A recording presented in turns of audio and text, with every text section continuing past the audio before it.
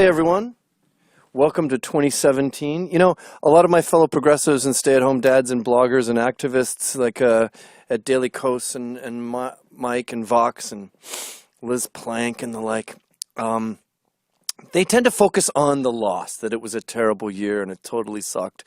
And I gotta admit, I'm glad that it's over, but I'm dreading the next, 8 years of Hitler?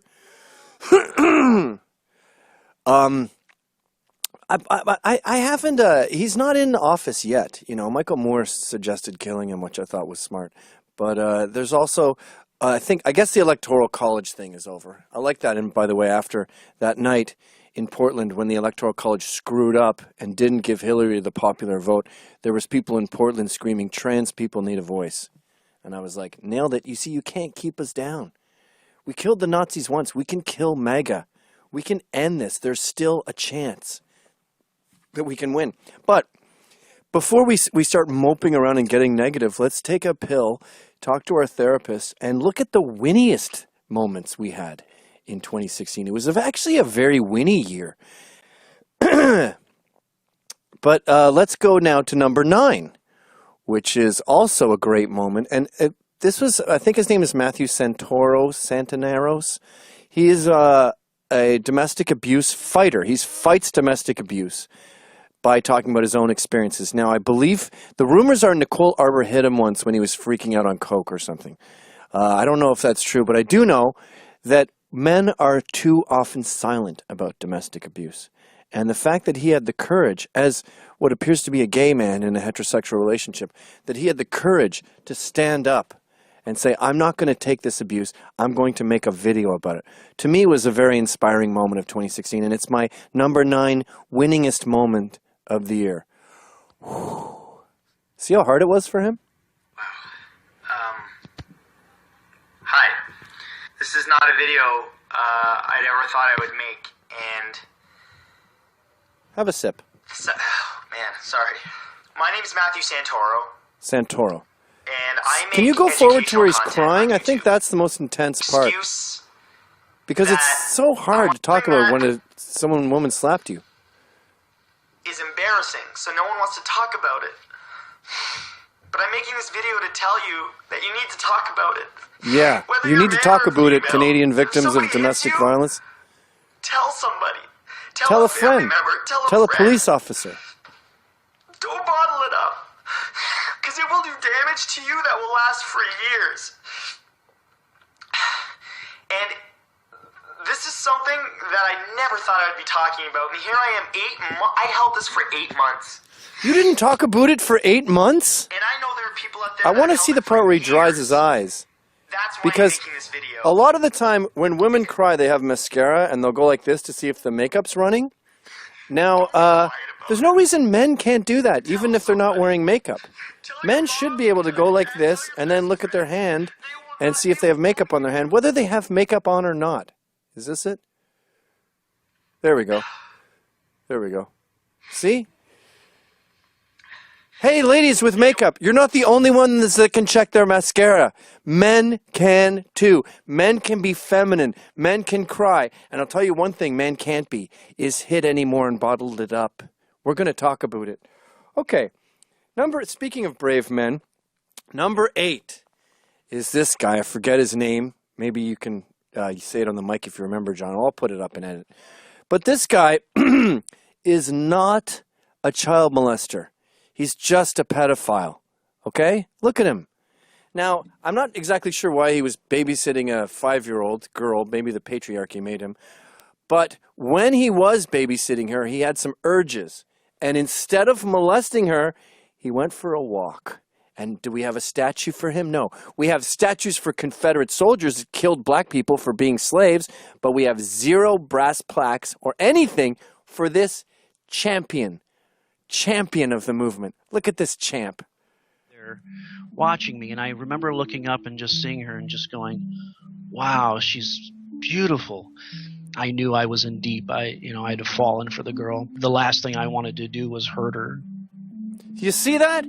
This guy has desires, and he doesn't even act upon them. He said the last thing he wanted to do was hurt her. Todd Nickerson, that's his name. She was a precocious girl. She was advanced for her age. She was by the also way, very kudos to independent. Salon for A lot of my juxtaposing in fantasies images of a beautiful little girl dancing, so we can see what he was going through and the incredible temptation he had.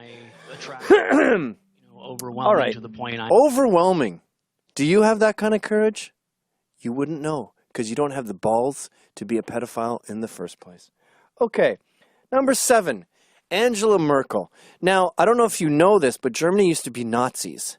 And anything that they do that seems patriotic is basically killing 6 million more Jews.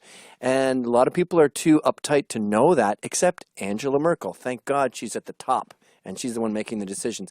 Now here, someone's handed Angela Merkel a turd called the German flag, and she reacted, no way, no way. She handed it away, and then she made this face. You see? And that's why Germany is able to prosper and move forward, because it takes in refugees. It's not obsessed with itself and its stupid flag the way America is. It shudders in disgust like it's a turd. Look, look. She looks like she's smelling someone's finger after they pick their German butt, their Nazi butt. Nazis stink like dingleberries.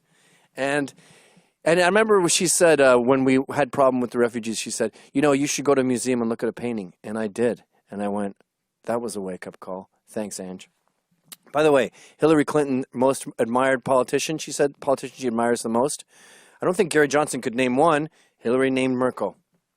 We could have had a country as awesome as Germany, but no, we had to go vote for Hitler. Well, we saw what happened when you have a country that's run by Hitler. He kills himself. All right. That brings me to my number 1 most winningest moment ever. Now, there was actually 2 here. I used to like, speaking of Bob Odenkirk, who was in that electoral college, I used to love this because there's a Mr. Show sketch where they go, we want hot dogs, we want hot dogs. And I think they were trying to make fun of society, but society is now good enough that you don't have to make fun because it's that awesome. So what was a parody in the past is now as good as things are.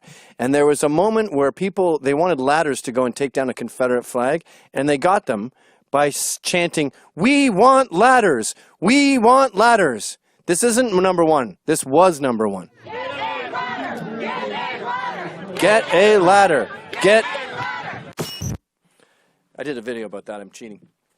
So what that does is it shows that this chanting narrative that we use in protest, we can use it for everything.